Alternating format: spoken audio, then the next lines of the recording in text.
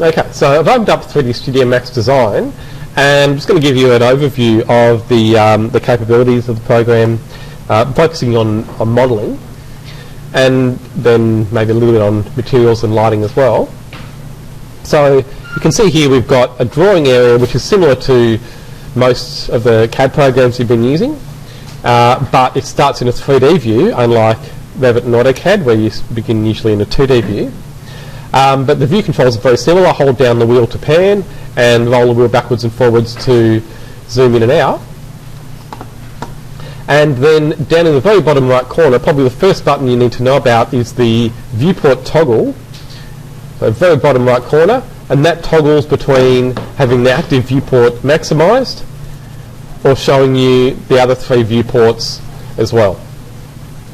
So that toggle there, don't worry about clicking on it any time. It won't affect your model at all, just changes the viewports you can see.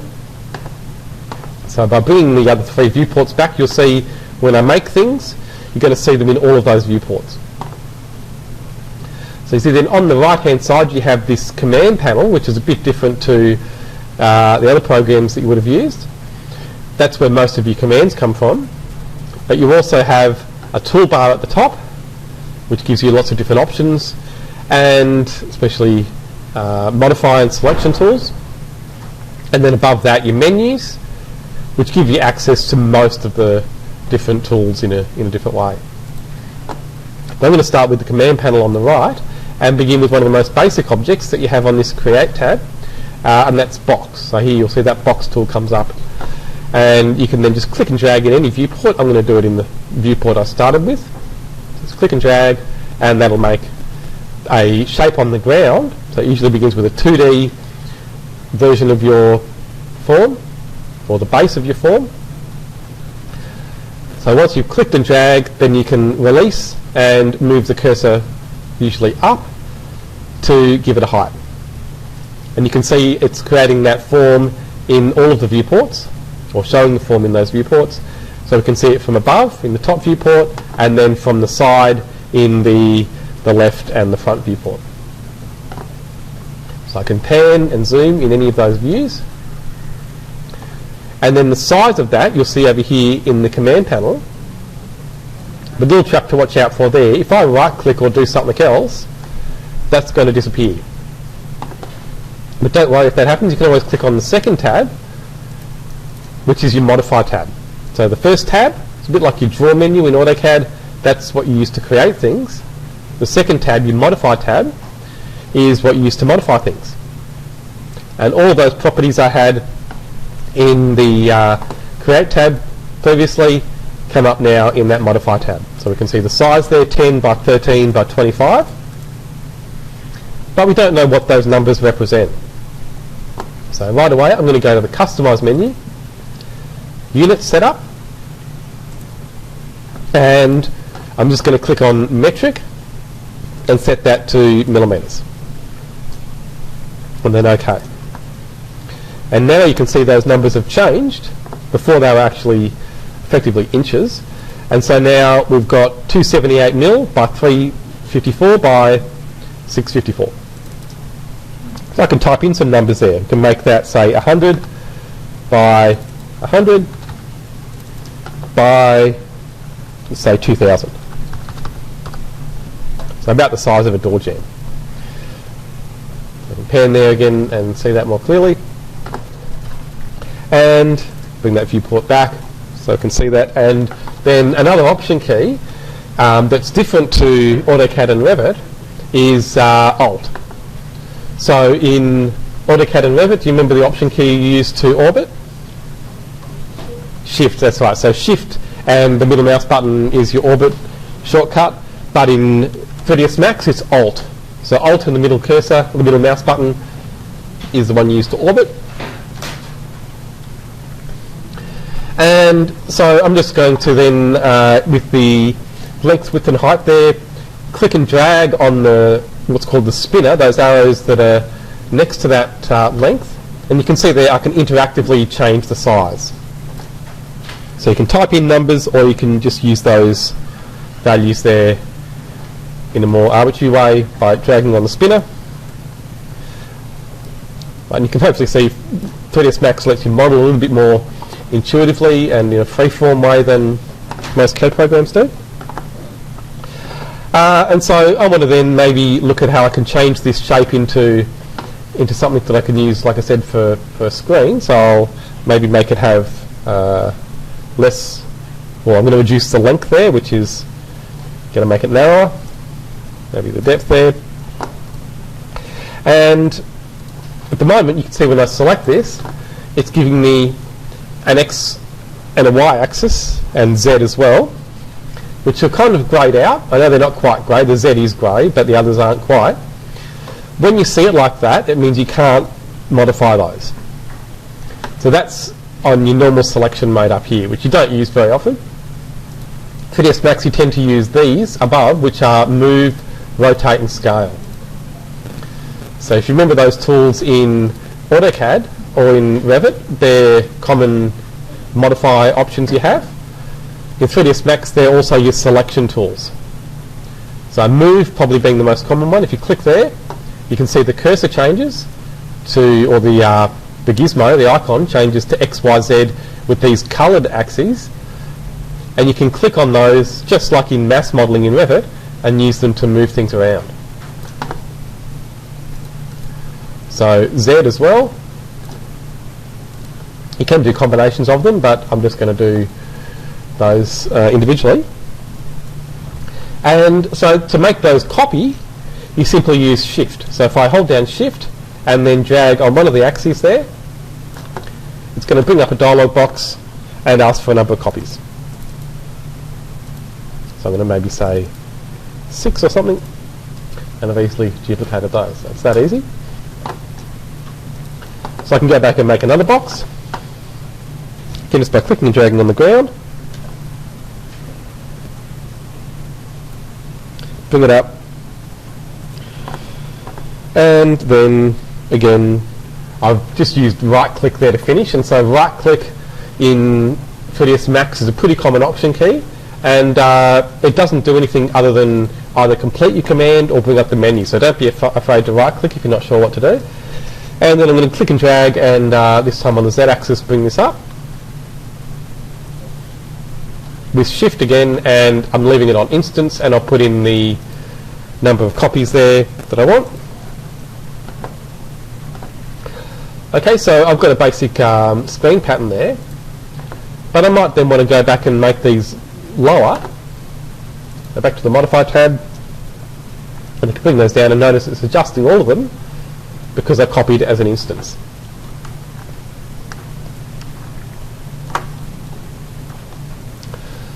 So now I might want to go and put in some detail. So I'll do another box.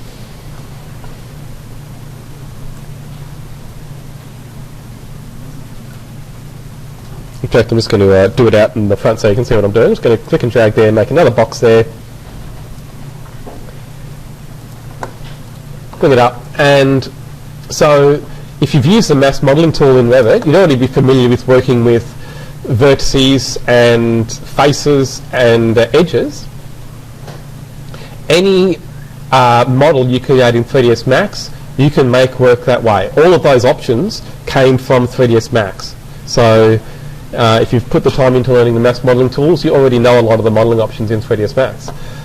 When you right click on an object, go to Convert to Editable Poly, then you get the option to choose Vertex, Edge or Face, just like Revit, except actually gives you a lot more options than Revit does.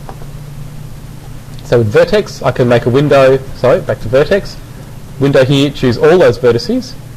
In Revit you can only do it one at a time. In Max you can do them all together.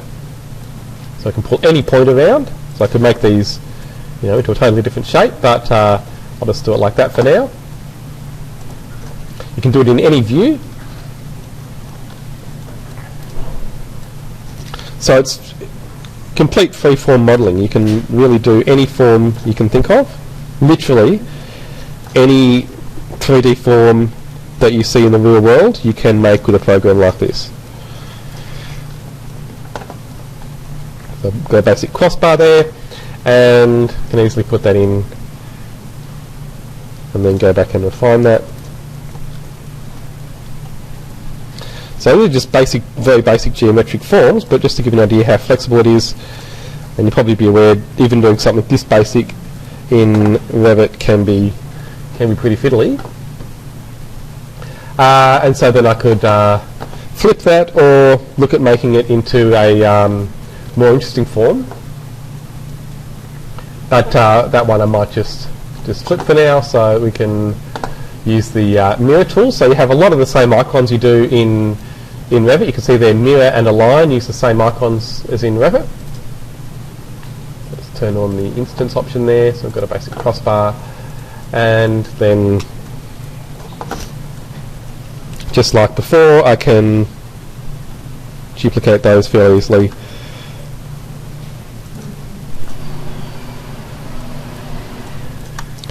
And again.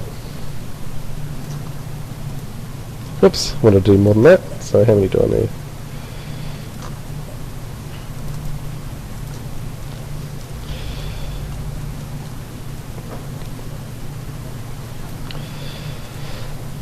Okay, so pretty basic forms so far. So let's look at doing some maybe more complex geometry. So with a cylinder, I can do a shape that comes through the middle there, so I'm just trying to get the centre here, just roughly. Bring that up. So you can see I've got this cylinder that's not quite centred, but I can easily just adjust that and then bring the height up using the spinner. It'll do, just doing it roughly for now. And then I want that to bulge out in different ways. So I'm going to use what's called a modifier. So back on the Create panel, you can see I've been using the Geometry panel to make these basic geometric forms. But on the Modify tab there, you have a modifier list, which gives you all these different options that allow you to modify the objects in different ways. I'm going to do this one called FFD. There are tons of great modelers, modifiers in Max, but we'll only be looking at some of them. So using these control points, I'm just going to go and select and scale. So I just want to get this right. So I'm just going to add in a control level. There we go, that's what I want. Okay, so I'm going to scale the bottom ones. So this is getting a bit beyond what you'd probably be able to follow along with, but I just want to give you an idea again what's possible. So I'm scaling out the bottom part of that form and do the same with the top. But notice it's doing it in a pretty blocky way. And that's going to introduce one of the other major concepts in Max, which is the kind of modelling I'm doing. And so far I've just been doing what's called polygonal modeling. So there are different ways of modelling complex geometry, and one of the most popular actually is this one called polygonal modeling. So it's making everything from 3D polygons, in other words flat surfaces that have defined edges, which might seem limited, but they actually allow you to put in as much or as little detail as you want. So it's a very popular modelling method because of the control it gives you. So there I don't have enough sides to pick up the detail that I've put in with my modifier. But I can easily go back and add in extra detail, so I'm adding in extra sides there. And I'm going to add in extra height segments. And you can see now that's going to give me the detail that I'm after. And so again, it's a very popular modelling method because it means that you don't always have to have the detail there. You only add it in when you need it, which makes for very efficient models. So back to my modifier now, and I can go and scale again these control points. So I can bring those in or out.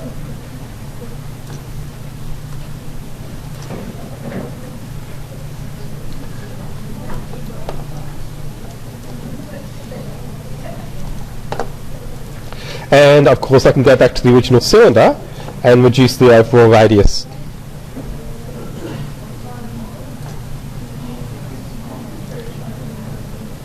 And the height and the other properties as well.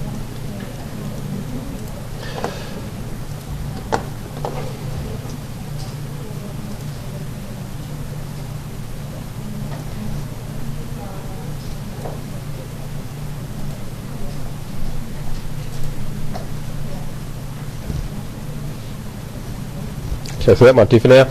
Again, that can be duplicated in the same way as the others.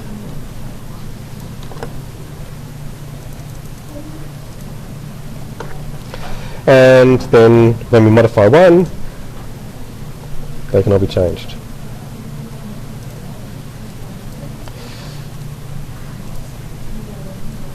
Okay, so we can do a lot of global modification that, again, in Revit is possible, but much more difficult.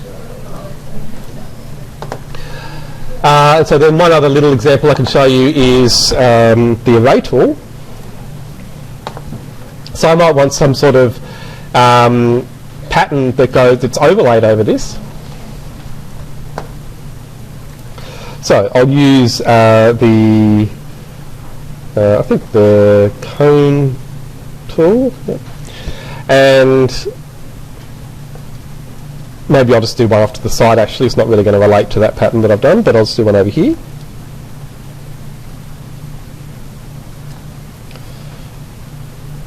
So I've made here basically a capped off cone type shape, and then change the radius of the bottom there and the top,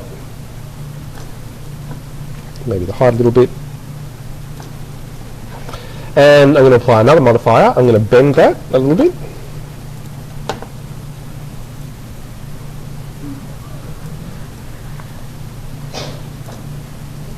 Okay, just adding a bit of interest there.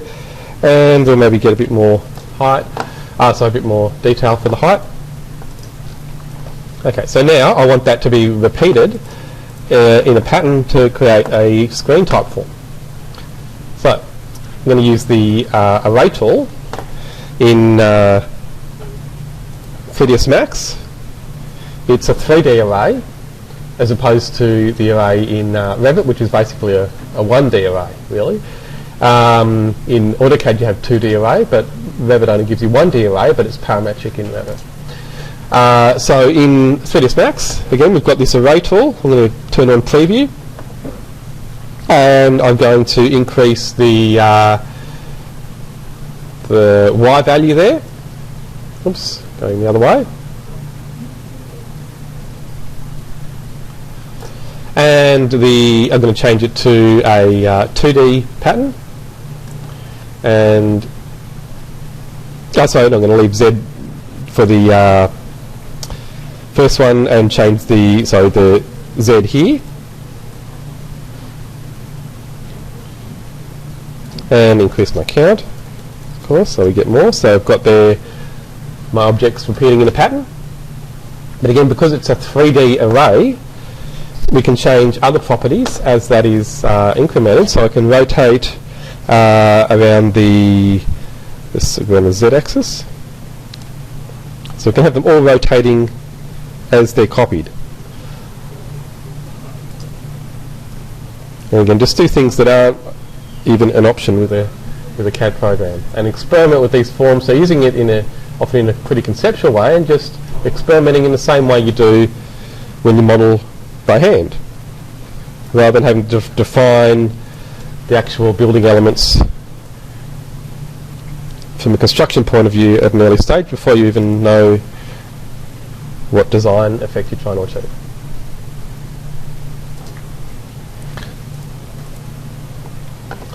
Okay, so all just parameters you can put in and play with.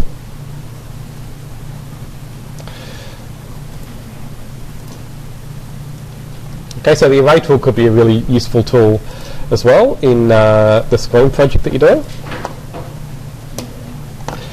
But just remember, at the end of the day, it's all tied back to basic geometry. So you've got, again, on the Create tab there, standard primitives, things like box, sphere, cylinder, cone, probably basic forms, pyramid as well, and plane. And then a few extra things. Toruses, I suppose, as well, are a fairly basic form. But then teapots are included as another form, which is a thing from the early days of 3ds Max, when teapots were considered a difficult form to model. So they just gave you a tool that lets you do it parametrically.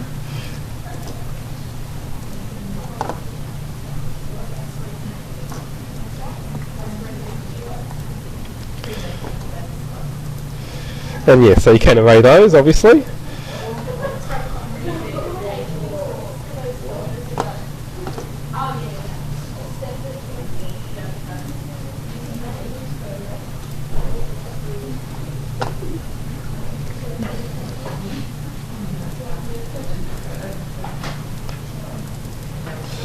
Okay, try out different options with those. So there are your standard primitives. Then in that same list you have extended primitives, which give you more complex forms. So remember, they're a starting point, but also a really important part of the modelling suite in 3ds Max is the ability to develop those forms. So again, with a box, often as a starting point, you can then develop that further by converting to an editable poly and then working at the polygon and edge and face level to create more and more complex forms.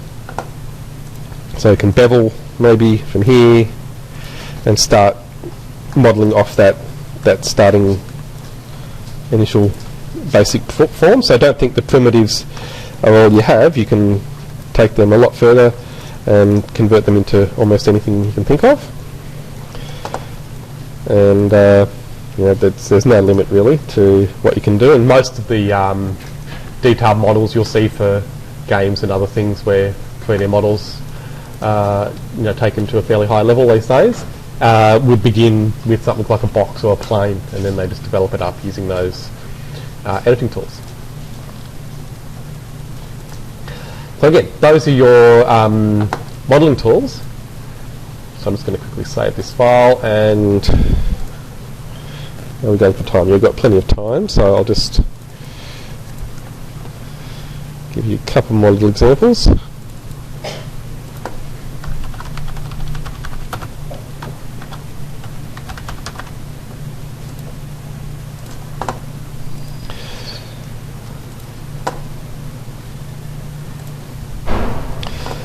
Okay, so I'm going to make a plane that you'll often use for a ground surface, just so you can see the shadows. Start putting some lighting in, and so I'll make some basic shapes. So you've seen teapots. I'll make one of those. Put in some more detail, and then let's just make it so. We won't worry about the colours. And then maybe just a couple of other basic forms.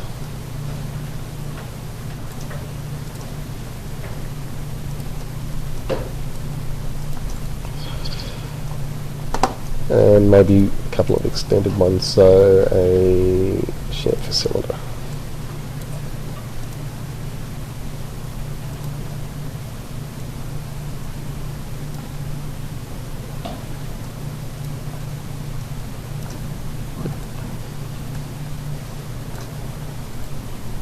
Sides. Okay, so we've got a few different forms there. Maybe I'll do a torus knot as well, just something different.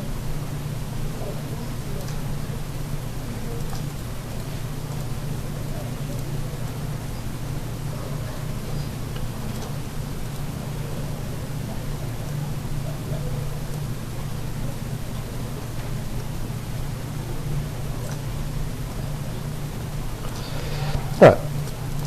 So, with the material editor, you'll often see it'll come up in the full-blown slate editor at first. So this is a node-based editor, and that's the way most 3D programs are going these days. They're trying to standardise everything and have it all based on this node-based workflow, which is good, when you've got a complex model especially, it's great, and when you've got a lot of interrelated materials it works really well. But it's probably going to be confusing for you at first, so what I suggest, if you go to the Modes menu, you can switch to the Compact Material Editor, and that gives you a nice sample slot for each material. So I'm just going to dump some of these pre-existing materials onto those objects, and you can see, unfortunately, the scale there seems out. It's actually not. It's the option over here to use real-world map size.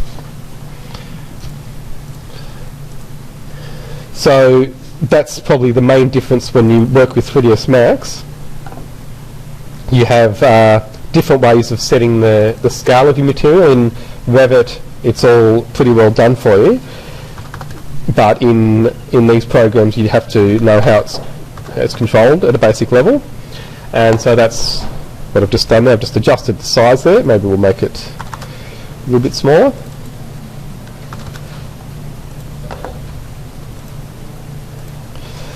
So that's working now, and so that's a kind of material where you have a texture.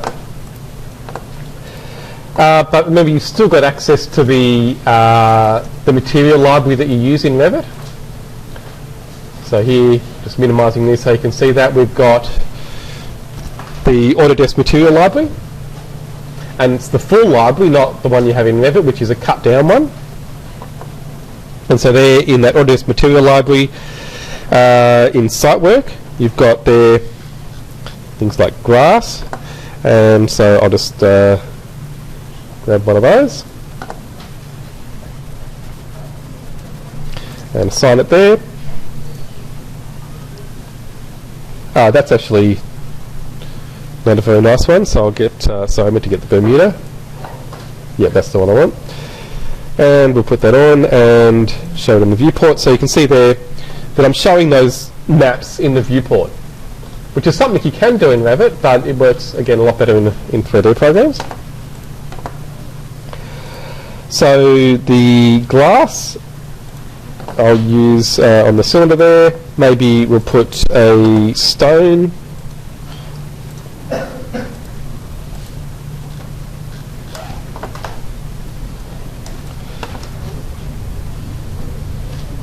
Oops, we'll do it this way.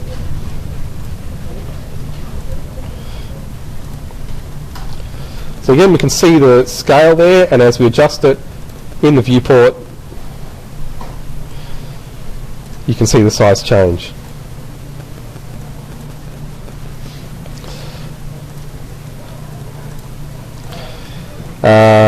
Things that don't have a texture are simpler still, because you can simply assign them, and that's it usually. And so maybe we'll get another translucent material.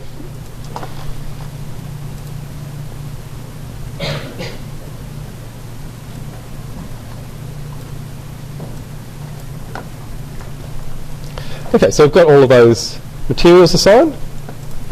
If I go to render that, it's still going to look fairly flat.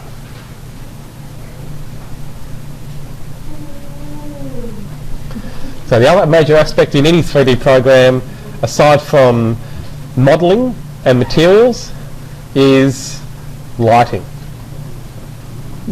And so that's something that, again, you have in Revit. Most of the lighting options you have in Revit actually, again, have come from 3ds Max. So, if you've wondered why things are set up the way they are in Revit, and why sometimes you don't get all the options you might want, it's because, again, it's been ported across from 3ds Max. So if you go to the lights panel here, you'll see you have some basic lights. I'm going to go to standard there and just show you some of the basic light types: target, spot, omni, and target direct. The ones you have in Revit are actually the photometric lights. And so here I'm going to use, again, a target light. Just going to click and drag. Has anyone tried turning lighting on in the viewports in Revit? So it's an option you have anyway in Revit. It's in the new versions. You've had it since 2014, I think. But it can really slow your computer down because it needs a good graphics card. But you can definitely do this in Revit. It just maybe doesn't work quite as well. So I've got a light there, but I want to make that into a certain kind of light. So you have templates in 3ds Max which help you to put a lot of these settings in. So I can set it to, we're just going to go for a street lamp. And that's a very bright light. So I'm going to go then and adjust the brightness there. Take that right down.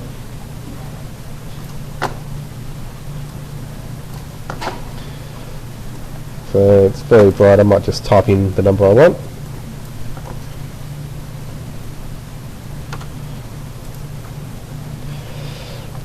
And then I want to see that in the viewport, so I'm going to go and turn on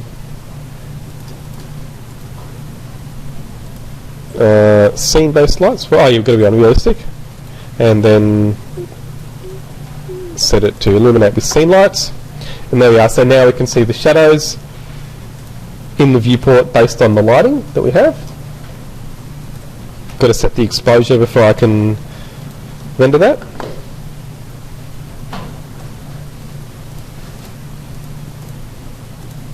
There we go. Okay, so if I render that now, it's going to be much more realistic. Maybe zoom in a bit.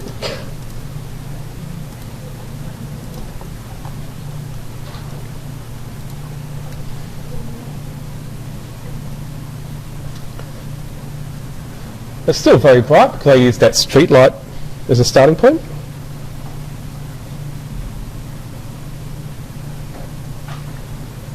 You can probably see already though, the render quality is better than what you'll get in Revit. This is a draft render, by the way. It's not set to any sort of quality. It's still far better than what you'll get with draft on Revit. Okay, so if I go back to the light there, and I'll try a different template. So we've got the recessed lamp, which is a more typical interior light. And again, you can go and adjust the brightness still. Turn that down.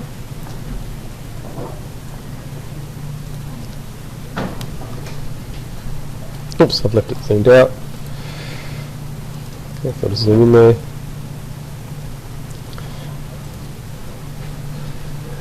So in a real-time way, you can experiment with lighting and materials in a way that you can't with a CAD program.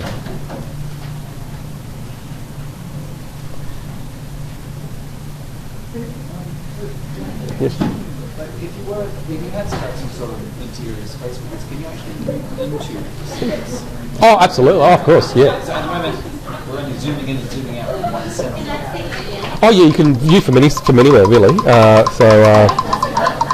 of course, yeah, you can, yeah, absolutely, yeah.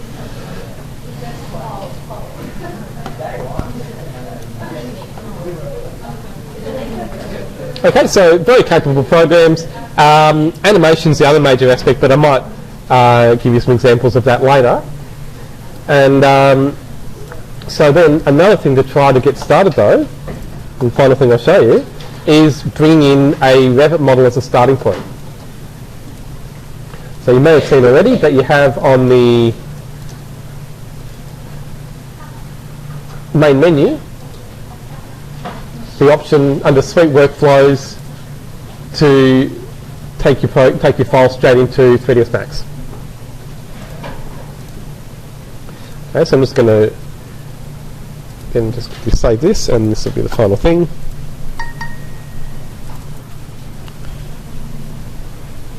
Where did I see that?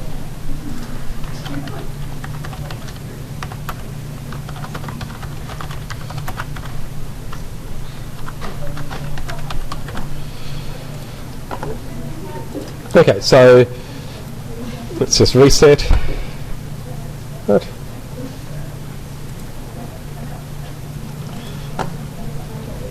Okay, so back in Revit, really easy thing is on the main menu, Suite Workflows, and then 3ds Max Design interior rendering. Even if you're doing an exterior, I'd recommend you do interior rendering. It just does some things that the other option doesn't. Here, I'm going to choose existing 3ds Max scene, active Max session, and choose the file I've already got open. And they've done a lot of work to make this routine work much better than it used to, so it's fairly error-free now. So there we are, there's my Revit model, brought into 3ds Max. If you don't remember anything else, the main shortcut is C on the keyboard. And then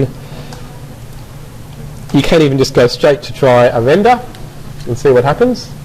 There might be a couple of things that need fixing, but there we go, you can see it's rendering. So there must be a light that's come in from Revit, the sun, in other words. The materials have also come in from Revit, the background, all those things have come straight into Revit and set up for you automatically in 3ds Max, which is an amazing thing, I think. And then you can just do further modelling as you need to in 3ds Max. So you don't need to know all of the Max options if you just want to use it for certain things.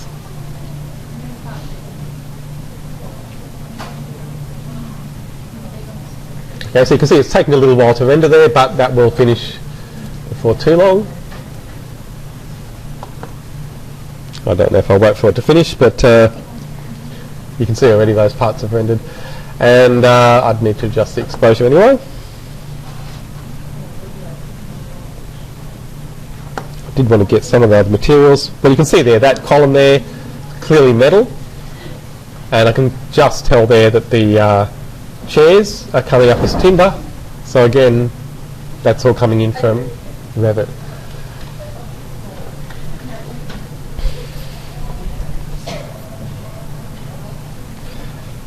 Okay, so I don't think I'll wait for that to finish. I'll just finish the recording there. But anyhow, let's just give you an overview of what's possible.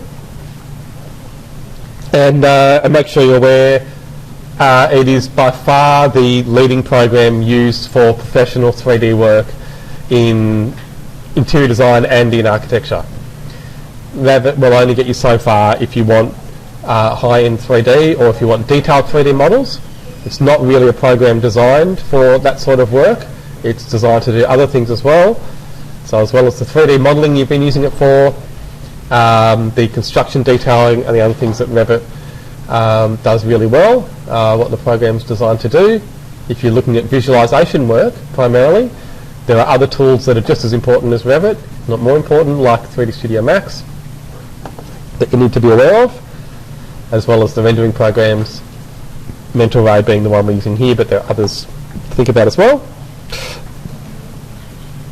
And so that's nearly finished, and you can see there anyway that we've got the timber material coming in for the chairs, which shows you again that the materials from Revit have come across.